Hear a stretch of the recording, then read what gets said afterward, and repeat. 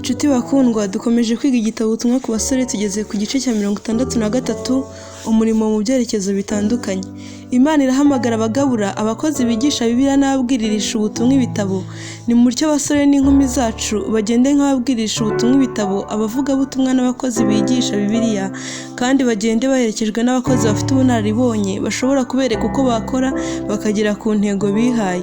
Ni mu mutyo ababwiririsha ubutumwa ibitabo bageze ibitabo byacu muri buri rugo. Igihe habonetse amahirwe, ni mutyo babwire abo bahura nabo iby'ukuri kugenewe iki gihe, kandi bafatanye nabo kuririmba no gusenga.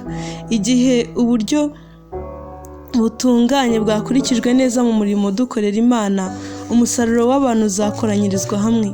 Abantu bose buzuye umwuka wo kwitanga bafite umwanya mu murimo w'Imana. Abantu bose buzuye umwuka wo kwitanga bafite umwanya mu murimo w'Imana. Imana irahamagara abagabo n'abagore bafite ubushake bwo kwanga inarijye kubw'abandi bantu. Irahamagara abagabo n'abagore bafite ubushake bwo kwegurira ibyo bafite byose nuko bari kose mu murimo wayo. Hakenewe abagabo bazahura n'ibirushya maze bagakomeza kugenda bashikamye bavuga bati ntituzatsindwa cyangwa ngo ducike intege. Hakenewe abagabo bazashyigikira kandi bakubaka umurimo abandi bagerageza gukora. Muri uyu murimo kimwe no mu wundi murimo wose, ubuhanga mu murimo bwungukirwa mu gukora uwo murimo ubwawo. Kwitoza gukora inshingano zisanzwe zo mu buzima ndetse no kwita ku bakene n'abababazwa nibyo byizeza umuntu kugira ubushobozi. Amen. Nshuti bakundwa, tugeze ku cyigisho cya 64 umurimo utarangwamo kwikanyiza. Abantu bakora uko bishoboka kose bakajya mu murimo wo gukorera abandi byiza, bagaragariza mu bikorwa byabo ko babitayeho, ntibaba baruhura abandi ibibazo byo mu buzima bwa muntu babafasha kwikorera imitwaro yabo gusa, ahubwo baba banatuma ubugingo bwabo n'umubiri wabo bimererwa neza cyane. Gukora icyiza ni umurimo wungura uwukoze n'ukorewe. Nurwanye inarijye mu buryo wita ku bandi, uzahabwa imbaraga zo gutsinda ibidatunganye biba muri wowe. Kunyurwa uzakura mu gukora icyiza kuzagufasha cyane mu kuzahura imico myiza mu mitekerereze yawe. Umunezero wo gukora icyiza ukoresha intekerezo kandi ukirangira mu mubiri wose. Mu gihe mu maso h'abantu b'abagwa neza harabagirana umunezero, kandi uruhanga rwabo rukagaragaza ko intekerezo zabo ziri ku rwego rwo hejuru mu by'imico mbonera, abikanyiza n'abanyabuntu buke bo baba bababaye, bamanjiriwe kandi bijimye. Inenge zo mu mico yabo zigaragara mu maso habo. Kwikanyiza no kwikunda kwabo bishyira ikimenyetso ku isura yabo y'inyuma. Umuntu ukoreshwa n'ubuntu nyakuri butishakira indamu aba afite umugabane kuri kamere y'Imana. Bene uwo yacitse kwangirika ku mwisi kuzanwa no kurarikira.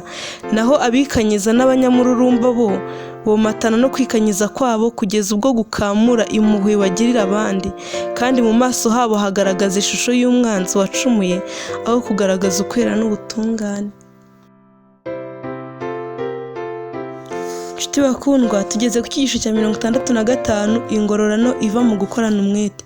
Ni mutyo urubyiruko rwibuke k'abanyabute binyaga ubunararibonye butagerwa umuntu agira kubwo gukorana ubudahemuka inshingano za buri munsi mu buzima. Umuntu w'umunyabute kandi wigira injiji aba ashyira mu nzira ye ibizahora bimubera inzitizi. Yanga gukuza umuco ukomoka mu murimo uvunanye ariko ukoranywe gukiranuka. Kubwo kudakoresha amaboko ye ngo afashe inyoko muntu, aba yiba Imana. Umurimo akora uhabanye cyane n'uw'Imana yamuteganyirije, kuko gusuzugura umurimo w'ingirakamaro bishishikariza umuntu gukunda ibintu by'agaciro gake, maze kubw'ibyo bikagwabiza imbaraga z'ingirakamaro cyane z'ubuzima bwe. Si abantu bake, ahubwo hari abantu ibihumbi byinshi babereyeho gusa gukoresha ibyiza Imana ibaha mu buntu bwayo. Bibagirwa kuzanira Uwiteka amaturo yo kumushimira ubutunzi yabaragije abaha imbuto zo mu butaka. Bibagirwa ko Imana ishaka ko baba abantu batanga umusaruro kandi bakawukoresha binyuze mu gukoresha neza Imana yabaragije. Iyo aba basobanukirwaga umurimo Uwiteka yifuza ko bakora nk'abafasha be, ntibakumva ko bafite amahirwe yo guhunga inshingano zose no gutegereza gukorerwa ibyo bifuza. Umugisha uva mu gukora. Umunezero nyawo ubonerwa gusa mu kuba mwiza no gukora neza. Ibyishimo biboneye kandi bihebuje bigera ku bantu basohoza inshingano bahawe bakiranutse. Nta murimo umuntu akoranye gukiranuka umutesha agaciro. Ubunebwe nibwo butera abantu gusuzugura inshingano zoroheje za buri munsi mu buzima. Kwanga gukora izo nshingano bitera umuntu intege nke mu bwenge no mu mico mbonera atazabura kwiyumvamo umunsi umwe. Igihe kimwe muri ubwo buzima bw'ubunebwe inenge yizivumbura yigaragaze neza. Raporo y'ubuzima bwe yanditsweho aya magambo ngo yari uwo kurya gusa nta mumaro yatangaga. Amasomo y'ingirakamaro mu buzima ashobora kwigirwa mu mirimo yose ikorwa mu buzima. Igihe abahinzi bahinga bashobora kwiga ubusobanuro bw'aya magambo ngo Imana niyo dukorera, nk'uko byanditswe mu rwandiko rwa mbere Pawulo yandikiye Abakorinto igice cya 3 umurongo wa 9. Imbuto z'ukuri zigomba kubigwa mu mutima w'umuntu kugira ngo ubuzima bubashe kwera imbuto nziza z'umwuka. Igikorwa Imana ikora mu ntekerezo ni ukuziha ishusho itunganye. Imbaraga z'umwimerere zaba iz'umubiri z'ubwenge zigomba kumenyerezwa gukorera Umwami wacu. Abantu bose Imana yabahaye umurimo wo kwamamaza ubutumwa Kristo niwe mwami w'icyubahiro.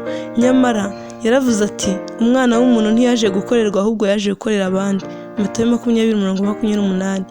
Niwe nyiri igitinyiro wo mu ijuru, ariko yemeye kuza kuri iyi si azanywe no gukora umurimo se yamuhaye. Kristo yahaye umurimo agaciro kugira ngo aduhe urugero rwo gukoresha amaboko. Yakoresheje amaboko akorera mu ibarizo. Guhera akiri muto cyane yagiraga uruhare mu gufasha umuryango we. Yabonaga ko ari umwe mu bagize umuryango, bityo agakorana ubushake yihanganira gukora uruhare rwe mu kwikorera imitwaro y'umuryango. Gufasha mu rugo. Abana n'abasore bakwiriye kwishimira koroshya imiruho y'ababyeyi babo, berekana kwita ku byo mu rugo batikanyiza. Igihe boroshya uburemere bw'imitwaro bikorezwa, baba bigishwa amasomo azabategurira guhabwa imyanya y'icyubahiro kandi y'ingirakamaro. Bagomba gutera imbere badakebakeba buri mwaka, intambwe ku ntambwe ariko badahuzagurika, bagenda basezera ku bunararibonye buke buranga abana, ingimbi n'abangavu, maze bakagwiza ubunararibonye buranga abagabo n'abagore.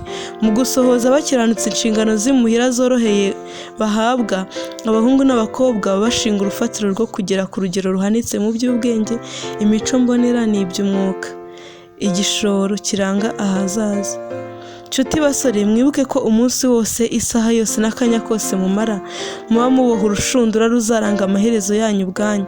Igihe cyose urushinge rwinjijwe muri urwo rushundura rwinjizamo urudodo rushobora kuruha isura mbi cyangwa nziza. Niba ntacyo mwitaho mukaba n'abanyabute, mwangiza ubuzima Imana yagennye ko bukwiriye kuba burabagirana kandi butatse ubwiza. Niba muhitamo gukurikiza ibyo kamere yanyu irarikira, imico ihabanye n'iya Kristo izababohera ku minyururu y'ibyuma. Kandi uko mujya kure ya Kristo, urugero mutanga ruzakurikizwa na benshi batazigera bishimira ibyiza byo mu ijuru bitewe n'ibibi mwakoze. Ariko nimukorana umuhati mwinshi kugira ngo mutsinde kwikanyiza, ntimwemere ko hari amahirwe yo gufasha ababazengurutse yabacika. Umucyo uturuka ku rugero mutanga uzayobora abandi ku musaraba. Amen.